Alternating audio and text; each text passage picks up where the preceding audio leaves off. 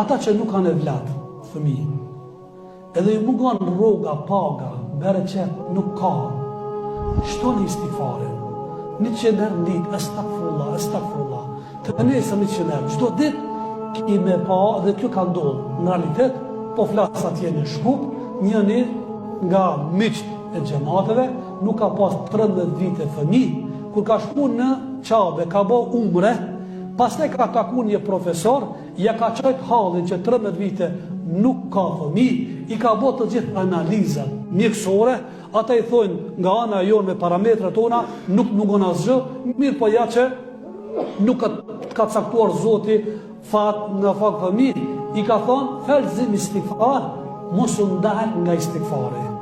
Thot, unë kam vazhduar me bëj istighfar ma shumë se 3 javë, ma pak se 1 muaj, vetëm se me erë lajmi, nusja ime ka me të në barë. Ama me bindje. E tash, shpitelashe, probleme, çka janë këto? Istighfar, ba, së më shumë. Thuj grujës, fëmijëve, vetës, astaghfirullah, astaghfirullah. O Zot na fal, ta kesh parasysh se shpejti ka marrë bereqetin.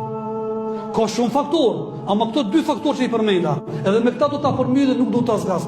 Këto 2 edhe, nëse e kapmi seriozisht, me sinqeritet më të plot, edhe i përkushtojmë me përkushtim serioz, edhe nuk ja dajmë hiç, që do thot non stop, me kontinuitet, jo vetëm 1-2 ditë, e të besdisni.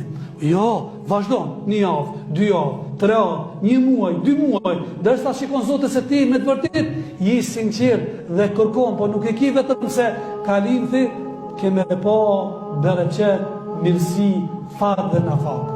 Allahu na shtof bereqetet në familjet tona.